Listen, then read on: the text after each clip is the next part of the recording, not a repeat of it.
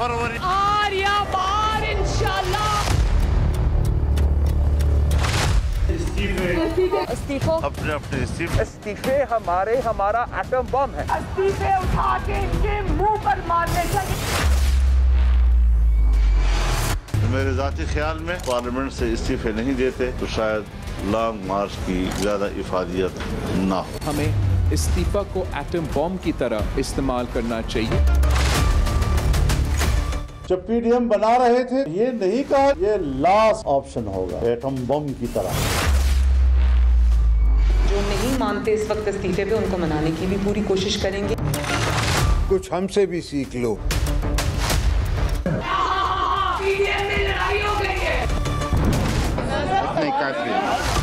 Peoples Party जिंदाबाद। Welcome to Newsland. मैं हूं डॉक्टर मारिया जुल्फ़िकार खान। न्यूज़ आज की दो बड़ी डेवलपमेंट्स जिन पे प्रोग्राम के शुरू में जो है वो बात करना बहुत जरूरी है। एक तो प्राइम मिनिस्टर और फर्स्ट लेडी का जो कोरोना टेस्ट है वो मुस्बत आ गया है, तो हमारी तमाम दुआएं उनके साथ कि वो इंशाल्लाह बहुत जल्दी जो है वो सेहतयाब हों और जो दोबारा जो है वो एक मुल्क की जो भागदौड़ है उसको जिस तरह एक्टिवली प्राइम मिनिस्टर साहब संभाल रहे हैं उस तरह संभाल लें।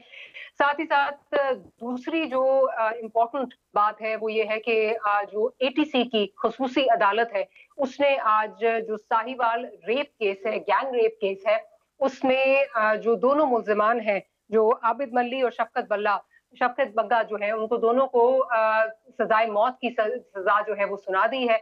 और इसके बाद मेरा ख्याल है कि लेट्स होप कि ये एक डिटरेंट के तौर पे जो है वो काम करे, बिकॉज ये केस जितनी इसको हाइप मिली और जिस तरह ये सारा जिन चीजों से गुजरा, जिस मोड़ से गुजरा, उसके बाद मेरा ख्याल है इसके अलावा कोई और सजा हो नहीं सकती थी।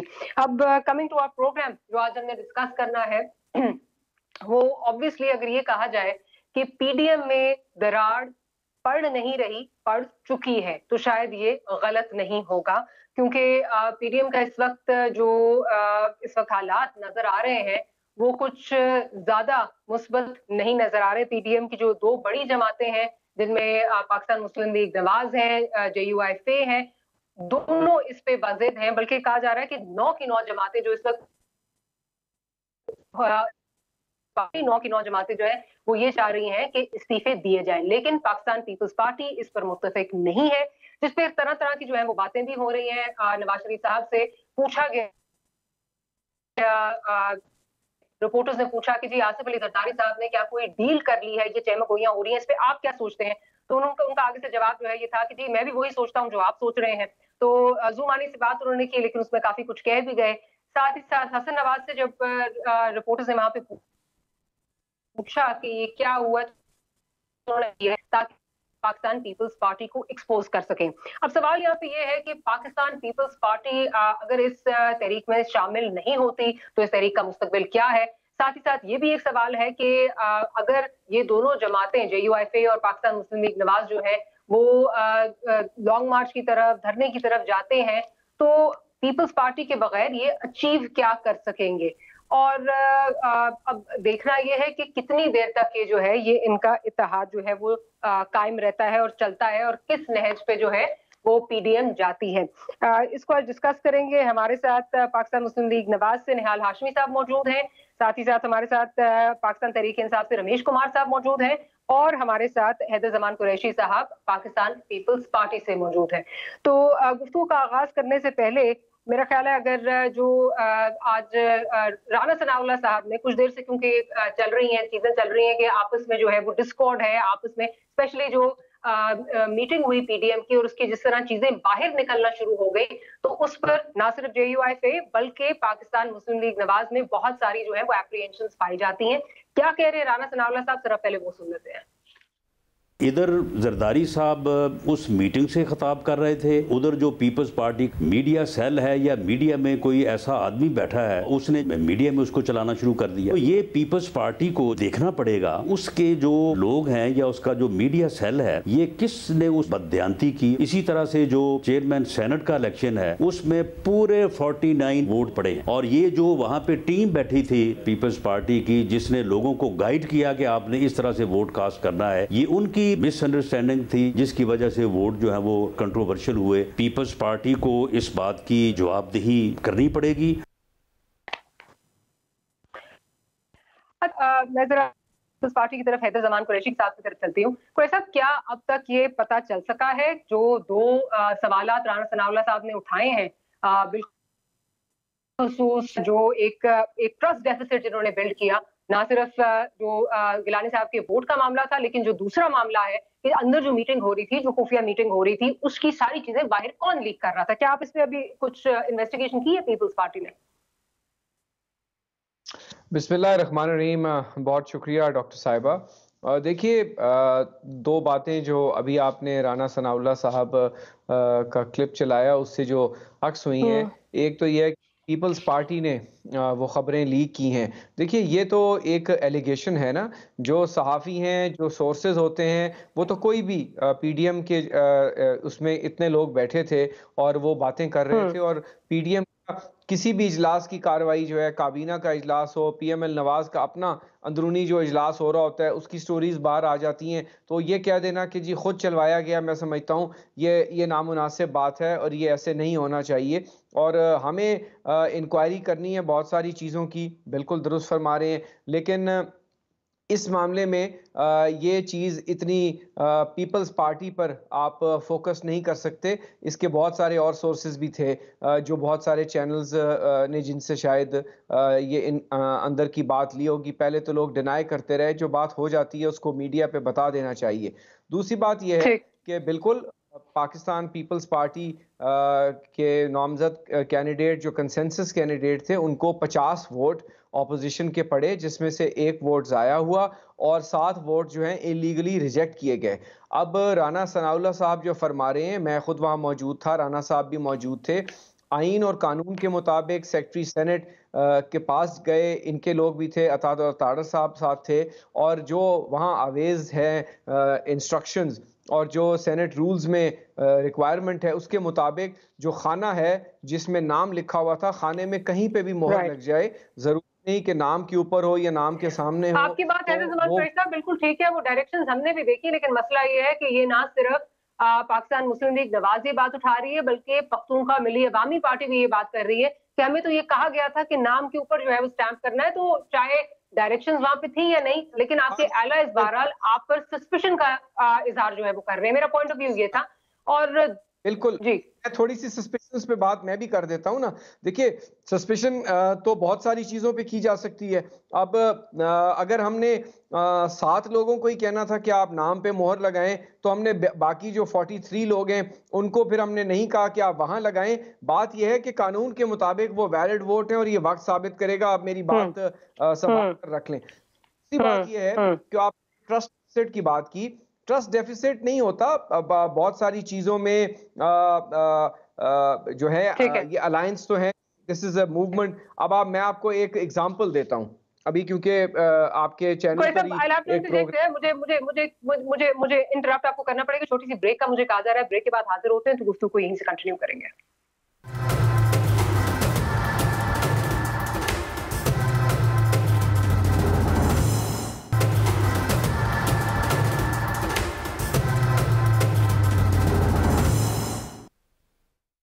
Welcome back after the break. Nihal Asif sahab की तरफ चलती हूँ। निहाल साहब, अब जो अगले दिन वीडियो आई नवाज शरीफ साहब की, जिस पर रिपोर्टर्स ने पूछा उनसे कि जी क्या आप समझते हैं कि कोई डील हो गई है पाकिस्तान पीपल्स पार्टी की, तो उन्होंने कहा मैं भी वही समझ रहा हूँ जो आप समझते हैं, क्योंकि जिस तरह बात हो रही थी कि किस तरह पीडीएम को स्लो करने की कोशिश की जा रही है, किसी एक पूरी स्ट्रैटेजी के जरिए, कोई एक पूरी स्कीम है उसके जरिए जो है वो किया जा रहा है। तो क्या समझा जाए, आपकी पार्टी के अंदर इस वक्त क्या कहा जा रहा है? क्या पीपल्स पार्टी की कोई डील आप समझते हैं हो गई है जिसकी वजह से वो इस दहज पे आपको छोड़ के जा रहे हैं, या जिस तरह जो एक डिस्कॉर्ड आ रहा है वो नजर आ रहा है उस वजह से आ रहा है? बिस्मिल्लाहिर्रहमानिर्रहीम। मारिया बीबी, मैं तो आपको बहुत ही बाखबर एंकर पर्सन और मीडिया पर्सन समझता हूँ, तो खुदारा आप मुझे बता दें कि अगर कोई डील हो गई है तो आप प्लीज़ उसे तस्दीक करके बताएं, और इससे फ़ायदा ये होगा कि ब्रेकिंग न्यूज़ सारे चैनल पे चलेगी, मियां नवाज शरीफ साहब भी मुस्तफ़ीद होंगे। हमें तो इतनी इल्म है जितना पीडीएम की इजलास में जो गुफ्तगू शनीद होती है इससे ज्यादा हमें इल्म नहीं है। और आपने क्या वीडियो नहीं देखी? क्या former prime minister Nawaz Sharif साहब की आपने वीडियो नहीं देखी? जी वीडियो मैंने देखी। तो मियां साहब ने मोहम्मद नवाज शरीफ साहब ने तो यही कहा ना कि जो आपको मालूम है उतना ही मुझे भी मालूम है। अगर आप लोगों के पास कोई मालूमात है, उन्होंने कहा मैं भी वही समझ रहा हूँ जो आप समझ रहे हैं। मैं भी वही समझ रहा हूँ जो आप समझ रहे हैं। दोबारा सुन लीजिएगा। जी तो मैं भी मारिया वही समझ रहा हूँ जो मारिया जुल्फकार समझ रही है। निहाल हाशमी भी वही समझ रहा है, ना उससे कम समझ रहा है ना उससे ज्यादा।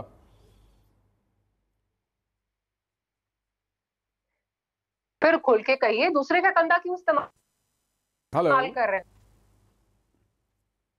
नहीं किसी का कंधा नहीं। मेरे पास देखिए, मेरे पास कोई मौक्किल तो है नहीं, और ना मेरे पास कोई मौक्किल है, ना मैंने वो दस्तावेजात देखे, ना उस मीटिंग में था, ना मुझे स्टूडेंट गुण मिला है।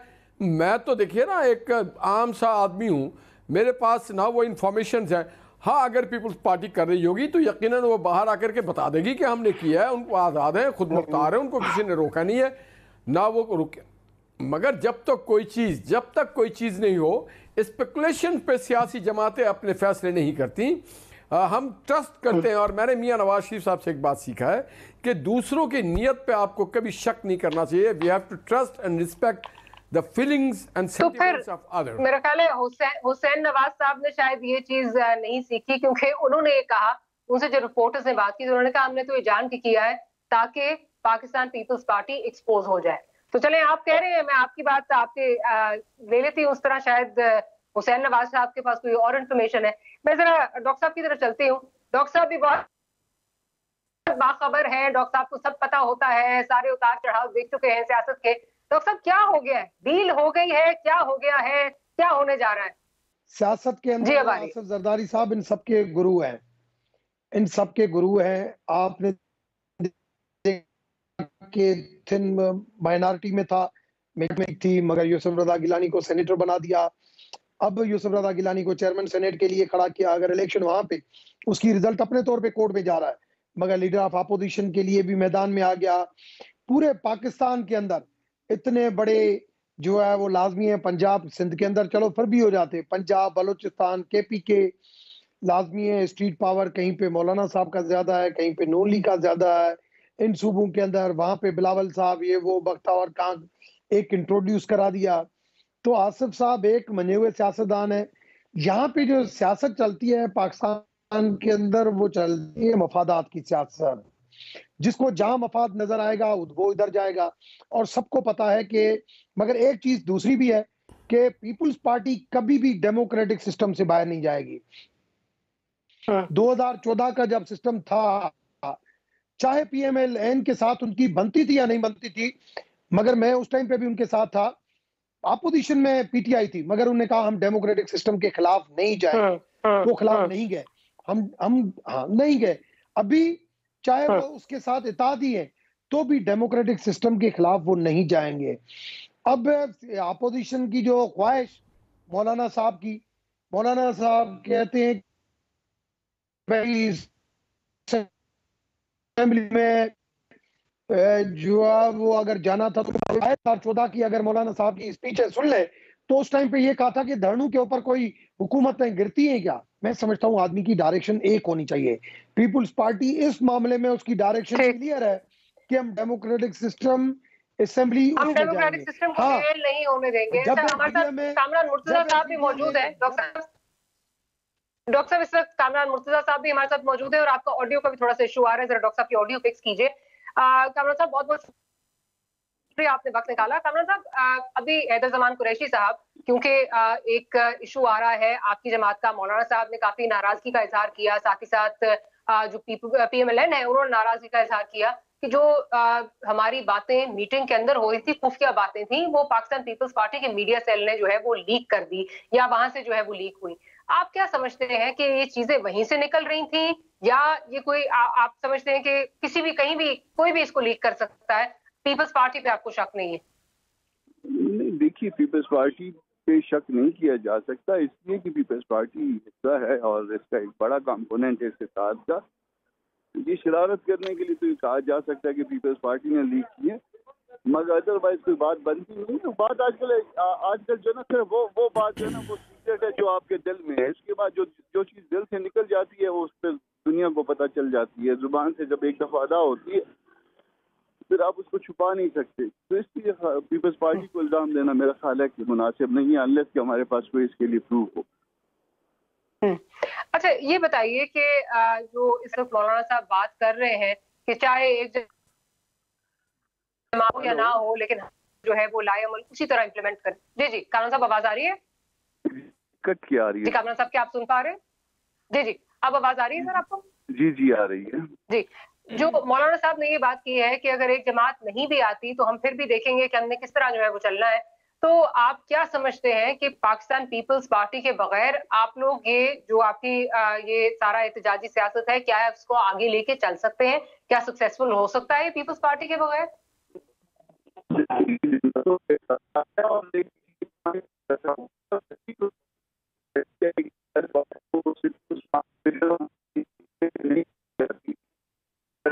मेरे ख्याल है कामरान मुर्तजा साहब जो है वो ट्रैवल कर रहे हैं, उनकी ऑडियो में जो है वो थोड़ा सा कुछ इशू आ रहा है। एक छोटी सी ब्रेक लेते हैं, फिर हैदर जमान साहब की तरफ जाऊंगी और गुफ्तगू को यहीं से आगे बढ़ाएंगे।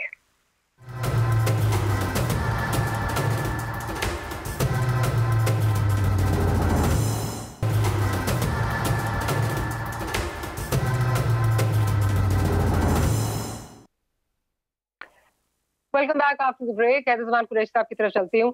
कुरैशी साहब, क्या ये कहना आप समझते हैं अब सही होगा, क्योंकि जिस किस्म की स्टेटमेंट्स आ रही हैं, ये कहा जा रहा है कि अगर एक जमात नहीं भी आती तब भी हम जो है वो जाने के लिए तैयार हैं, तो आप ये समझते हैं कि पीडीएम में ये अब कहना गलत नहीं होगा कि दरारें आ चुकी हैं?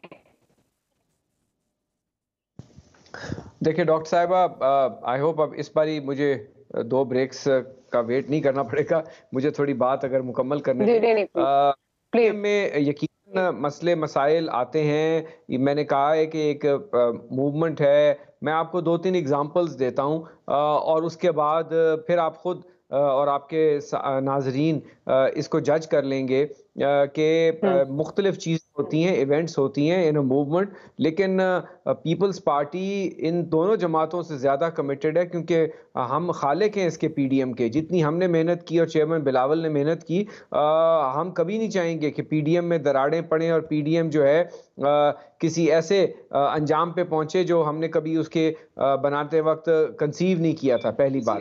दूसरी बात यह है कि आप देखिए पंजाब में सेनेट का इलेक्शन हुआ, पीएमएल नवाज ने एक अरेंजमेंट किया काफ लीग हुकूमत के इत्तेहादी के जरिए आए से, ठीक है, वहां तो किसी ने डील की बात नहीं की, बल्कि हमें ये कहा गया पीएमएल नवाज की तरफ से कि आप पीडीएम की सक्सेस के लिए आप अपना कैंडिडेट विड्रॉ कर लें पंजाब से, जो राजा अजीम साहब से हमने जनरल सीट पे उनको खड़ा किया था, और टेक्नोक्रेट पे और विमेन सीट पे पीपल्स पार्टी अपना कैंडिडेट ना दे। और इसके क्विड प्रोको में उन्होंने कहा कि हम फरतुल्लाह बाबर साहब के सामने पीएमएल नवाज का कैंडिडेट नहीं देंगे, और उन्होंने वो दिया। हमने अपना कैंडिडेट विड्रॉ कर लिया। उन्होंने अब्बास अफरीदी साहब को लड़ाया, जो कि उनको पता था कि वो नहीं बन सकते, उनके पास वोट नहीं थे, लेकिन उन्होंने उतने वोट्स लिए और वो खराब किए और फरतुल्लाह बाबर साहब लूज कर गए।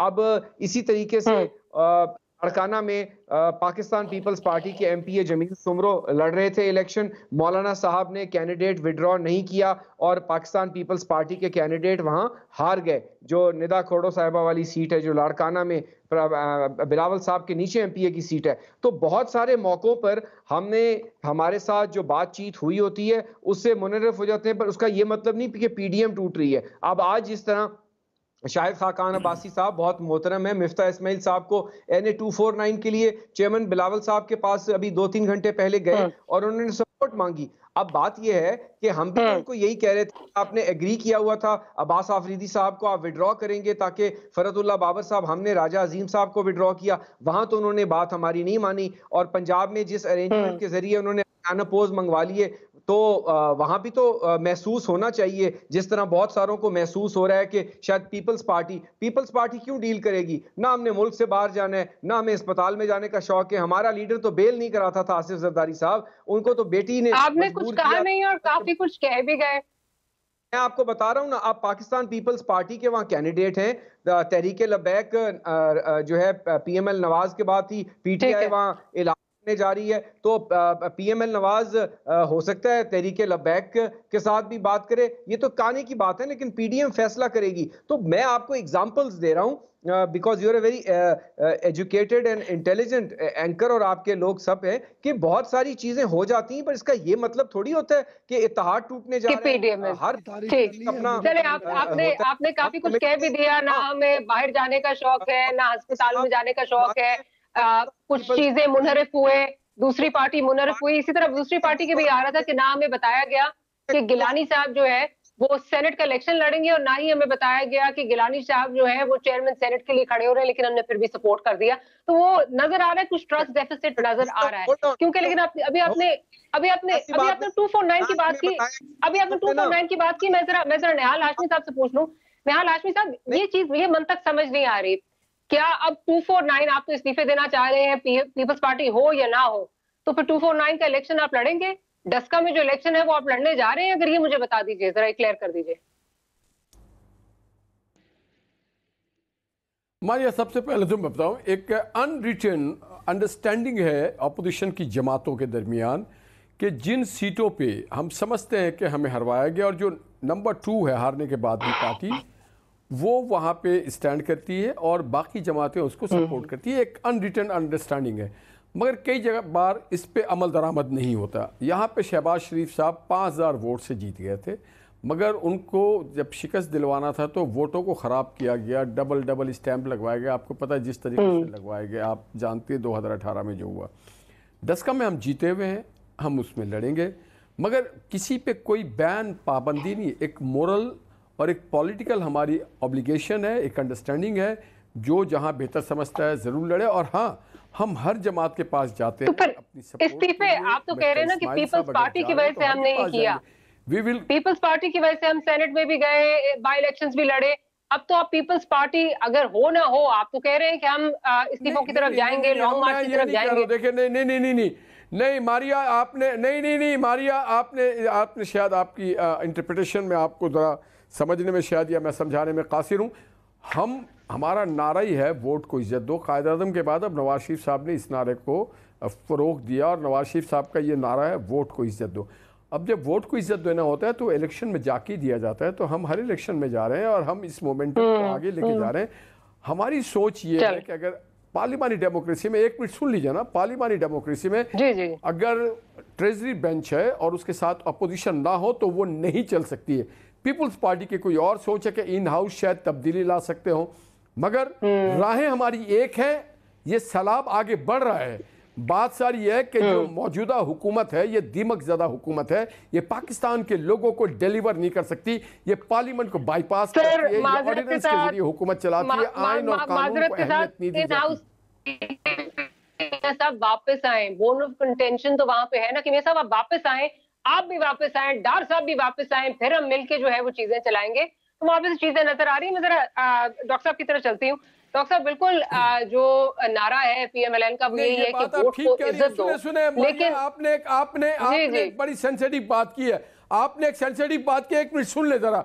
माजी इस बात के गवाह है कि जब मोहतरमा बेनजीर भुट्टो वापस आई तो उनके साथ क्या हुआ। तो इस मुल्क में लियाकत अली खान से लेकर मोहतरमा तक की एक ट्रैक रिकॉर्ड है। हम अपने मकबूल लीडरों को खोना नहीं चाहते और इस तरह खो नहीं सकते हैं। तो लीडर कहीं भी हो, वो कहीं से भी गाइड करे, कहीं से भी कमांड करे, वो कर सकता है, और उसके फॉलोअर्स, उसके वर्कर्स, उसके वोटर्स, उसके सपोर्टर उसको फॉलो करते हैं। तो आप ये हमेशा हर किसी को मैं कहूंगा ये बात मद्देनजर रखें, पाकिस्तान के 70 साल तारीख को सामने रख करके मोहतरमा खान से लेके मोहतरमा तक आपका पॉइंट आ गया। आपकी हुकूमतें भी आई, आपकी हुकूमत भी आई, पीपल्स पार्टी की भी आई, पता लगा लेते आपके क्या हुआ। मोहतरमा तमाम तर खतरात जानते बूझते हुए फिर भी वापस आई, आके उन्होंने लीड किया फ्रॉम द फ्रंट। मैं जरा चलती हूँ डॉक्टर साहब की तरफ चलती हूँ। डॉक्टर साहब, बिल्कुल नारा इनका ये कह रहे हैं वोट को इज्जत दो का है, लेकिन साथ ही साथ निहाल हाशमी साहब एक और बात कर रहे हैं। अगर मैं शाहिद खाकान अब्बासी साहब को सुनूं तो उनका ये कहना है कि हमारा मकसद ये नहीं है कि इस गवर्नमेंट को हमने टॉपल करना है और इलेक्शन कराने और उसी निजाम के तहत जो है हमने चीजें चलानी है। अब यहाँ बड़ी जो है वो कंफ्यूजन है क्या आप इलेक्शन भी लड़ रहे हैं? उसी निजाम के तले आप इलेक्शन लड़ रहे हैं, उसी निजाम में वापस भी आ रहे हैं और फिर आप कह रहे हैं निजाम जाली भी है। देखिए मारिया, मैं अभी कहीं पे था, वहां पे पहले पीपल्स पार्टी की कोई लीडरशिप आई थी, उससे भी मेरी मुलाकात हुई, और उसके बाद पीएमएलएन की कोई लीडरशिप थी, उससे भी मेरी, और पीएमएलएन की जो लीडरशिप थी, पीएमएलएन से मतलब जो भी लोग थे वो मरियम के ग्रुप के थे। मैडम मरियम, पीएमएलएन के अंदर मरियम नवाज साहब की एक सोच है, हमजा साहब की दूसरी सोच है, मगर जो मरियम नवाज साहब की लॉबी के जो बंदे थे वो भी अभी ये कह रहे थे कि अगर इस्तीफाओं की तरफ बात आती है तो हमारी पार्टी टूट जाएगी, मतलब उनका भी ये मौक़िफ़ था। तो मैं तो ये समझता हूँ, ये बड़े मियाँ साहब को भी पता है, मरियम नवाज का भी पता है, ये एक प्रेशर टैक्टिक्स की जा रही है कि हम ये रेजिग्नेशन देने जा रहे हैं, ये देने जा रहे हैं। ये ऑप्शन इस वक्त मौजूद नहीं है, इस वक्त मौजूद ही नहीं है। मैं अभी की मतलब जो शाम की जो पोजीशन जो बता रहा हूँ, शाम की मतलब लेट नाइट की, अपना आज की शाम की। और रही बात पीपल्स पार्टी की, मुझे पीपल्स पार्टी और पीटीआई के बीच में अगर ये आगे पीडीएम के अंदर डिफरेंशिएट और बढ़ते हैं डिफरेंसेस, तो मैं समझता हूँ मुझे वो दोनों के अंदर एक कुर्बत नजर आ रही है, जो मैं थोड़ा आज देखा है मैंने, और मैं जो एक्सपेक्ट कर रहा हूँ। तो या ऐसे चलता रहेगा सिस्टम, और या ऐसे सिस्टम चलता रहेगा अगर पीडीएम में बिल्कुल वाकई जो इस वक्त मियां साहब का जो स्टैंड नजर आ रहा है, मौलाना साहब का नजर आ रहा है, अगर हुआ तो मैं समझता हूं इस तरफ जो है वो झुका हुआ जाएगा, और पीडीएम जो है वो आगे इस तरफ बढ़ेगी, इंतशार होगा, और पीडीएम खुद अंदर से टुकड़ा हो जाएगी। ये इसके इस वक्त मुझे कोई भी उसके अंदर कोई हलचल नजर नहीं आ रही। और मैं अपनी गवर्नमेंट के हवाले से मैं सिर्फ यही कहता हूँ, ले लो मारिया मैं अभी देखें पिछले सेनेट इलेक्शन का रिपीट हमें जो है वो नजर आएगा। नहीं मेरी देखें, मेरी क्या पीटीआई मेरे भाई है, जी आती हूँ आपके साथ, आपकी तरफ आती हूँ, पीटीआई और पीपल्स पार्टी, ये तो पीएमएलएन में इल्जाम लगाती थी इमरान जरदारी भाई। एक बात चाहता हूँ, जान की अमान पाऊं तो डॉक्टर साहब को हमारे में और पीटीआई में कुर्बत के इम्कानात नजर आ रहे हैं। मैंने अभी आपको एक मिसाल दी, पंजाब में 11 सेनेटर ऐसे मजे से अनअपोज इलेक्ट हो गए, वो आपको नजर नहीं आ रहा, और हमारे इम्कानात आपको नजर आ रहे हैं। सुभान अल्लाह। बाहर के हम पार्लियामान को एज ए लास्ट रिजॉर्ट भी नहीं छोड़ेंगे। हमारी कायद मोहतरमा बेनजीर भुट्टो ने हमें ये करके दिखाया, 17 सीटों से वो बैठे रहे। हम समझते हैं कि इस पार्लियामेंट में रहकर इस हुकूमत का मुकाबला भी करना है, पीडीएम के आदाफ भी हासिल करने हैं, इलेक्टोरल रिफॉर्म्स भी करने हैं, और उसके बाद हमें इलेक्शन कल करवा लें। ये तो आप बल्दियाती इंतखाबात नहीं करवाती पीटीआई की हुकूमत, और आप किस इंतखाब की बात करते हैं? तो ये बात इनको अपने एमपीएस पे पंजाब में पीटीआई को भी शक था, शायद और जमातों को भी था, इसलिए कितने मजे से उसका उस इंतखाब का कोई जिक्र नहीं करता कि हमने बात की है कि हमने निजाम को नहीं छोड़ना, हमने इलेक्टोरल रिफॉर्म्स भी करने हैं, बाकी चीजें भी हमने कर दी। तो इस पर भी बात करूंगी, क्योंकि ये भी फ्लोट किया गया है हुकूमत की तरफ से, इलेक्टोरल रिफॉर्म्स नैब में जो है वो तरमीम की बात की गई है, लेकिन ऑपोजिशन का मौका बहुत मुख्तलिफ है। छोटी सी ब्रेक लेती हूँ, ब्रेक के बाद हाजिर होती हूँ, तो गुफ्तगू को यहीं से कंटिन्यू करूंगी।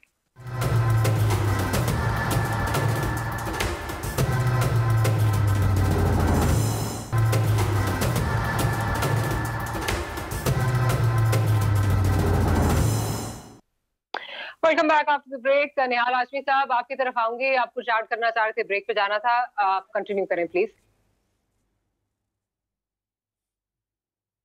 मैं ये कह रहा था कि मेरे भाई दोस्त डॉक्टर साहब ने कहा सबके गुरु हैं, यकीनन वो रमेश साहब के गुरु होंगे। हमारे गुरु तो मोहम्मद नवाज शरीफ साहब हैं, वो हर तरफ विकेट के खेलने। और दूसरा वो कह रहे थे अभी मिल के आए मरियम नवाज ग्रुप, तो मैं ज्योतिष आज़म से पूछना चाहता हूँ, ये जो हमारे ज्योतिष आज़म हैं डॉक्टर साहब, अब आप बता दीजिए कि आप कहाँ पे देख रहे हैं ये पीडीएम को? आप तो ज़्यादा बेहतर जानते हैं, और आप ये भी ज़्यादा बेहतर जानते हैं कि नवाज शरीफ साहब क्या करना चाहते हैं, आप ये भी बेहतर जानते हैं कि आपके गुरु क्या करना चाहते हैं। तो बात सारी ये है कि हर उस जगह जहाँ पर कोई बात हो रही होती है आप वहाँ पर मौजूद होते हैं। अब आपको ये किसने कहा? हमारी पार्टी का नाम है PMLN, हमारी ये कोई ग्रुप नहीं है। डॉक्टर साहब अगर कोई है तो महाराज ज्योतिष आज़म आप हमें बता दीजिए।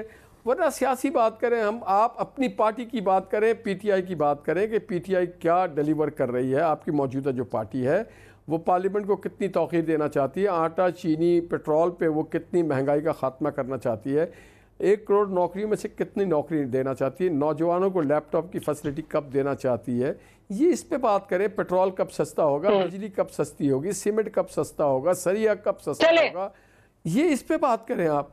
या डॉलर कब जवाब ले लेते हैं। आप जो बात करें, आप पीडीएम और पार्टी के अंदरूनी, मैं जवाब दूं पहले। निहाल भाई देखें, 5 साल हम साथ ही रहे हैं, मैं नून लीग में रहा हूं, इसमें कोई शक नहीं है कि नून लीग के अंदर डिसीजन आखिरी मियां नवाज शरीफ का होता था और अभी भी है, मगर एक लॉबी हर जगह पे होती है। पीपुल्स पार्टी में भी बिलावल साहब के अपने फेवरेट बंदे हैं, आसिफ साहब के अपने फेवरेट बंदे हैं, मगर बाप बेटे बैठते हैं, फैसला इकट्ठा करते हैं, और आज भी मैं समझता हूँ आसिफ साहब का फैसला चलता है, बड़े की हमेशा रेस्पेक्ट चलती है। इधर हमजा साहब या शहबाज शरीफ साहब, चौधरी निसार की अपनी एक सोच होती थी, अपनी एक पॉलिसी होती थी मफाहमत वाली, मगर दूसरी तरफ एग्रेसिव पॉलिसी होती थी। कुछ लोग किसके करीब होते थे, कुछ लोग किसके करीब होते थे। तो मैंने अभी जो बात की कि इस वक्त जो बंदा जो इस वक्त मेरे साथ था 2 घंटे पहले जिस जगह पे, वो मरियम नवाज साहब के नजदीक था, और उनका भी कहना ये था कि अगर ये चीजें आगे बढ़ेंगी तो ये चीजें जो है वो गलती की तरफ जा रही है, पार्टी हमारी खुद अंदर से टूट जाएगी, इस्तीफा नहीं हो सकती और ये ऑप्शन नहीं है, लिहाजा हमें थोड़ा सा सोच समझ के साथ चलना पड़ेगा। और जो चीजें होनी चाहिए वो पीएमएलएन उस लाइन पे नहीं जाएगी। अगर उस लाइन पे जानी होती तो NA 120 के टाइम पे चली जाती तो आज ये हालात नहीं होते, मगर उस टाइम पे NA 120 के हालात पे नहीं गए। पीपुल्स पार्टी की भी आज मैं जब यहाँ पे बैठा था तो थोड़ी देर उससे पहले, आधा घंटा पहले, पीपुल्स पार्टी की कोई बड़ी लीडरशिप, उनसे भी मेरी मुलाकात हुई। आप कहाँ बैठे थे, बता ही दीजिए। अपना डॉक्टर साहब बैठे कहाँ थे, ये भी बता दीजिए। मैं किसी दोस्त के पास था, मेरी वहां पे जब मैं ये समझ रहा हूँ कि ये असेंबली एक तकरीब पूरा करेगी, वहां बैठे थे। और कभी उस बैठक में हमें भी ले चले सर, कभी उस बैठक में हमें भी ले जाए ताकि हम भी मुस्तफीद हो और मुस्तकबिल पे हम भी कोई टिप्पणी दे सके। एक बात तो डॉक्टर साहब वाजे हो गई ना, रमेश कुमार साहब के कहने के बाद एक बात तो वाजे हो गई कि अगर वो उनकी इतलात के मुताबिक अगर पीएमएल नवाज फैसला करती है पीडीएम के साथ इस्तीफे देने का तो उनकी पार्टी टूट फूट का शिकार हो जाएगी, लेकिन डील पीपल्स पार्टी कर रही है। यानी प्रॉब्लम एक तरफ है बकौल इनके, डील हम कर। एक बात बोलूं, सलामी की माफी, देखिए मैं डील डॉक्टर साहब ने एक बात की, चले वो जो भी बातें अलग, लेकिन डॉक्टर साहब ने जो ये बात की कि आने वाले दिनों में हमारी राहें जो है वो पीपल्स पार्टी के साथ मिल सकती हैं, तो आपकी बात मुझे, उनकी बात मुझे कुछ ठीक लगी जो आपने बात की अभी। आपने कहा हमने इलेक्टोरल रिफॉर्म्स भी करने हैं, हमने ये भी करना है, हमने वो भी करना है, इसका मतलब कि आप साथ चलने के लिए उनके साथ तैयार हैं। कुछ बात तो डॉक्टर साहब की सही लग रही है, बाकी वजाकत की जगह पार्लियामेंट उसके लिए। डॉक्टर साहिबा बहुत अच्छी आपने बात की। देखिए पार्लियामेंट्री रिफॉर्म्स करने के लिए पार्लियामेंट और असेंबली का होना जरूरी है या नहीं, या किसी फिर एनआरओ टाइप, या वो क्या थी जिसने वो बनाई थी एनआरबी, नेशनल रिकंस्ट्रक्शन ब्यूरो, और पता नहीं क्या कोई और जीनियस साहब आ जाएंगे जिन्होंने कभी बल्दियाती इलेक्शन भी नहीं लड़ा होगा और वो कहेंगे मेरे मुताबिक पार्लियामेंट। जो डॉक्टर साहब की बात है कि लगता है आने वाले दिनों में कुर्बतें जो है वो बढ़ने जा रही हैं पीटीआई की और पाकिस्तान पीपल्स पार्टी की, क्योंकि जरदारी साहब जो है मुफाहमत के बादशाह तो है ही है। आने वाले दिनों में पता चलेगा कि क्या होने लगा है। Will see you tomorrow. Good night and Allah Hafiz.